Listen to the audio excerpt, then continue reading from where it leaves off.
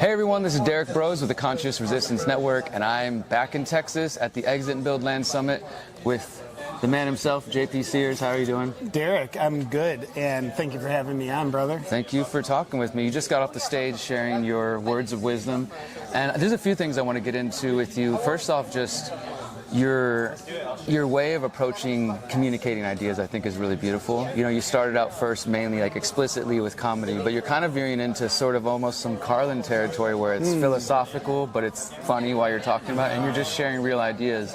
Can you talk a little bit about that? Like, do you think about it different than maybe when you started, like the way you approach the messaging and everything? Yeah, well, first, for you to even say it's Carlin territory is a tremendous compliment. Maybe not deserved, but thank you for that. Well, we don't have too many of those comedians like that anymore, besides yourself, Brent, we mentioned, Brent Pella, and a few others, so thank you for what you're doing. Thank you for recognizing it.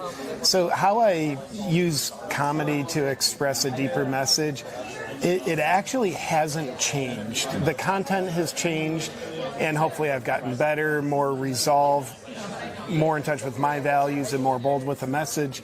But when I started comedy, I was doing comedy largely in like this spiritual New Age community, using the language of comedy to help call out the egotistical nature that was in these, cool self-growth practices, but egotistical nature is there behind a noble-looking hiding spot, people doing spiritual bypass, including me.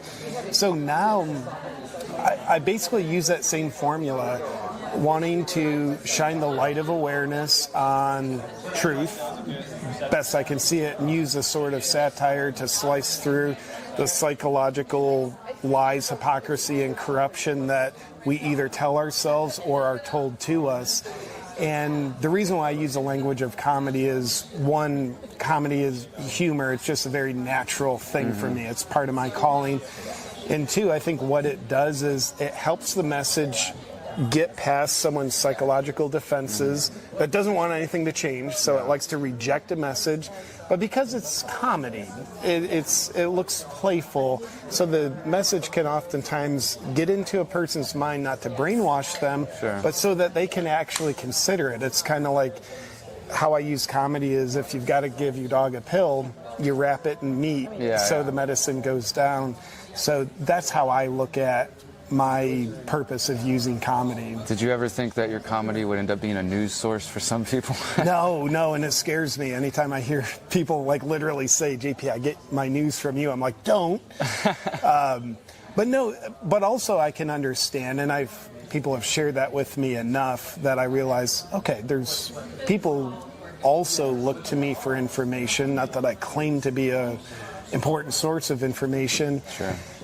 But the number one principle in comedy is the truth principle, and I always do my best to come from a place of truth. So it kind of makes sense that there would be a level of valid information to gather, no matter what the comedic portrayal is. Sure.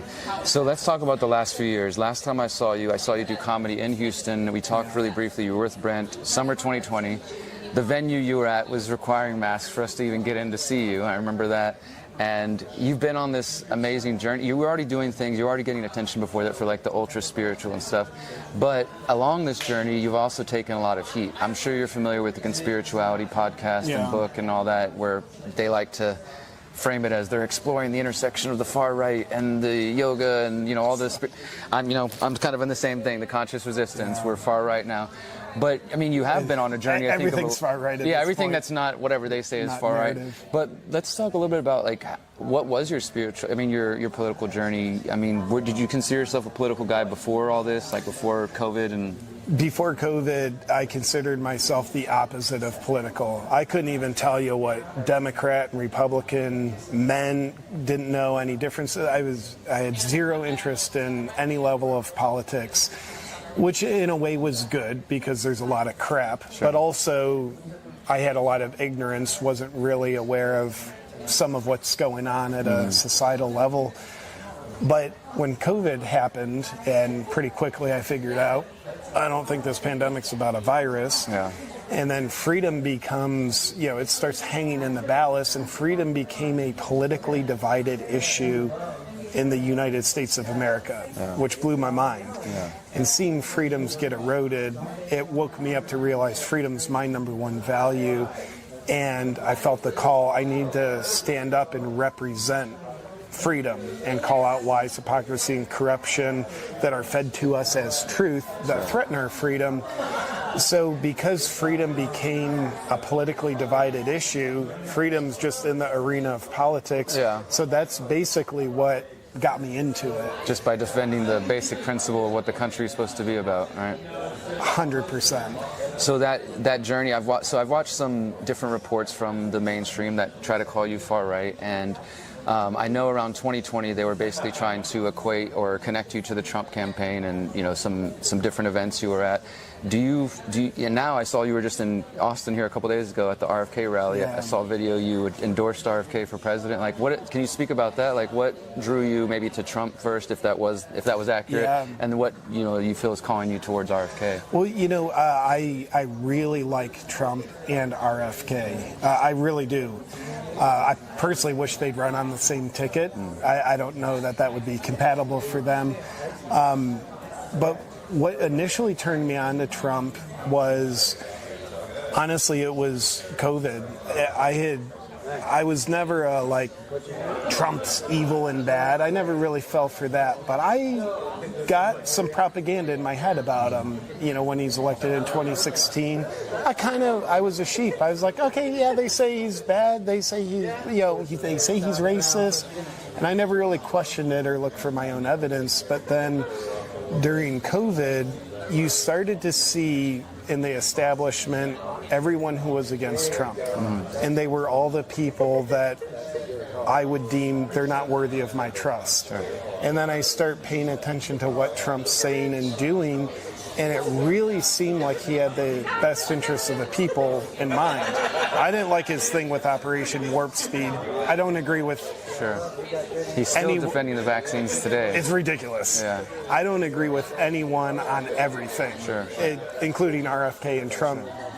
So what turned me on to Trump was when I started doing my own thinking about him. And I really do believe that the establishment feels very threatened by him because they can't control him. And I do believe he's largely got people's best interest in mind. And even a couple of years ago, I did a fundraiser at a Trump event. It's like, I like the guy. And then Bobby Kennedy, I've gotten to know him over the past 4 years. And what most strikes me about him is how heart-centered he is, how much he cares. Honestly, I don't think he wants to be president. I believe he feels called to serve. I believe he's that selfless that he's willing to... Being the president's the most inconvenient thing you could ever do. Your life would never be the same. And then at a policy level, there's things that I love what RFK says, and even things he says that I don't agree with, his solutions to them are things I agree with, which is kind of like, let the free market decide. Okay. We're not doing top-down totalitarian control. So I think my personal relationship, knowing Bobby Kennedy as a human, is something that, really moves my needle. Gotcha. If you don't mind, can I poke at that a little bit? Of course. I know you like to poke, so I want to poke a little bit. One of the major problems I think that, especially, so I'm 39, right? And let's say everybody younger than us, a lot of the younger generations that are just frustrated with politics, like probably everybody here, don't see a lot of faith in politics. They're maybe looking to Bobby, hoping, this is our last shot, maybe we'll fix it, right? But one of the major issues that is, unfortunately, all three of the major candidates, including Bobby, agree on is Israel and the sort of blind support of Zionism. And I don't know if you have any thoughts or concerns about that. Obviously, as you said, nobody agrees with every candidate on everything. But what are your thoughts on that? The fact that we're, in this point in the country where all three of the major choices have an allegiance to this other nation that you're called anti-Semitic if you question. You can lose your job. They're trying to pass laws expanding, what free speech really even means, and unfortunately those top three candidates are all right in line with that camp. Yeah. I mean, do you see any kind of hope or any ideas on that, or what what people might not think of? Well, two things. The first is incredibly uninsightful. Sure. My personal opinion on them all having the same view on the Israel situation.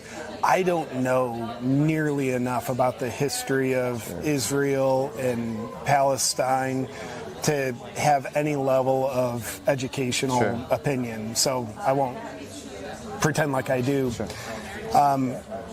And the second thing is them all having like the same view on that one topic, obviously a very intense topic. There's something I think we need to remind ourselves of. I think we're living in the time of we the people, where, and I'm sure you'd agree with this, that the old paradigm of outsourcing our power to change the world the way we want it to be, outsourcing that to anyone, a politician, no matter how noble they are or aren't.